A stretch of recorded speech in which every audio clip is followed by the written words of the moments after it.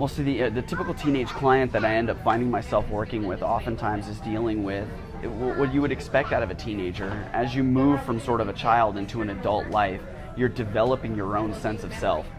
Well, that sense of self really works on 3 different layers. And the 3 different layers I find this sense of self developing, especially in adolescence, is the psychological, which is the individual themselves.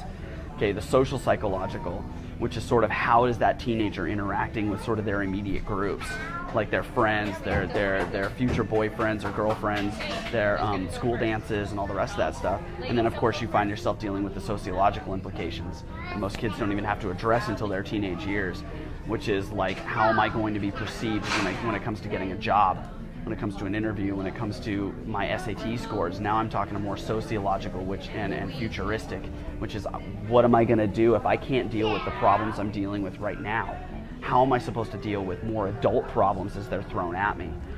Well, the big problem I perceive underneath that is that our society is not teaching these teenagers how to field these problems, because normally our parents would have been the ones to teach us, but now we have dual income families and our parents are gone during the day.